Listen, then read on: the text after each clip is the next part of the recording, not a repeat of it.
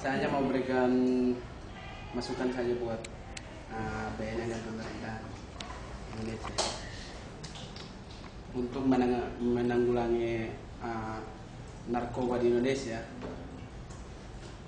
Beberapa tahun terakhir ini pemerintah dan BNN hanya melihat masalah yang sudah terjadi, sedangkan tidak melihat akar permasalahannya di mana. Nah, salah satunya dari saya itu, kalau bisa pemerintah dan BNN melihat akar permasalahannya ini, dilihat dari tingkat pendidikannya.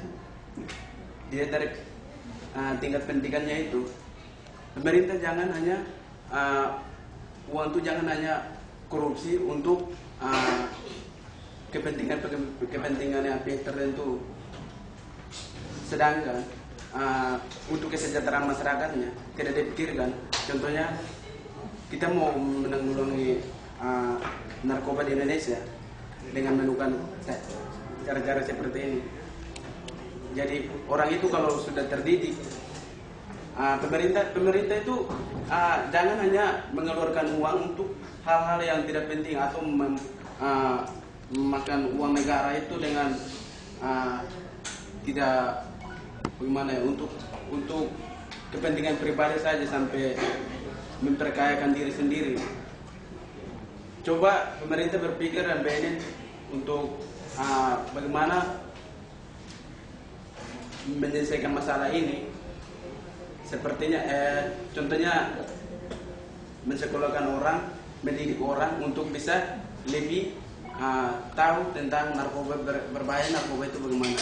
Terima kasih, itu saja. Nama saya Oktovina Mose dari FISIP HI.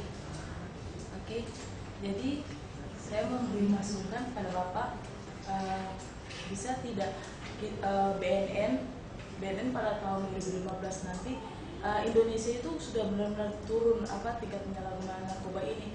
Karena menurut saya korupsi saja itu dia bisa berstruktur dan sistemik. Karena di Papua itu kami seperti itu. Jujur saja Pak. Jadi bisa saya narkoba ini seperti itu karena pemerintah pun sudah menggunakan itu, dari yang tingkat tinggi sampai yang tingkat terendah pun sudah ada. Jadi saya mohon kepada Bapak, jadi mungkin bisa programnya bisa dibuat sebaik mungkin supaya mungkin pada tahun 2015 itu memang sudah menurun, bahkan 0%-nya udah nggak ada. Jadi betul, jadi satu-satu saya jawab ya. Kata anggota dewan itu, katanya narkoba itu lebih dahsyat daripada korupsi. Itu betul, ya.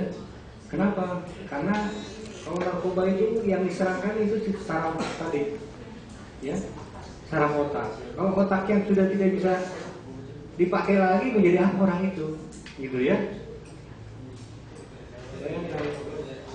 Jadi memang ya kegiatan yang sistemik ya. Nah, oleh karena itu kita ada kerjasama dengan Kementerian Pendidikan dan Kebudayaan. Pelajar itu di Indonesia itu sekarang itu jumlahnya ada 65 juta orang, bayangkan. Kan itu potensi untuk ini ya, penyalahgunaan narkoba kalau dilihat dari perspektif bandar ya. Nah, oleh karena itu sekarang ini di sekolah-sekolah itu sudah diajarkan mengenai narkoba, tapi tidak dalam kurikulum sendiri. Ya, dia di-insert. Misalnya kalau di DKI itu masuk di dalam kurikulum yang namanya budi pekerti atau biologi. Jadi tidak ada unsur pelajaran narkoba. Tapi kalau di ISIP, Institut Sosial Politik, ada mata kuliah khusus narkoba, itu SKS-nya 3. Ini ISIP ya, di mana? Minggu ya, Lenteng, ada itu mata kuliah narkoba ya. Jadi seperti itu. Jadi kita mendorong supaya semua sekolah itu ya memasukkan pelajaran narkoba itu, tetapi tidak di dalam mata pelajaran khusus, tetapi bisa di dalam etika, di dalam Never plan to go to west. Jack, take my way.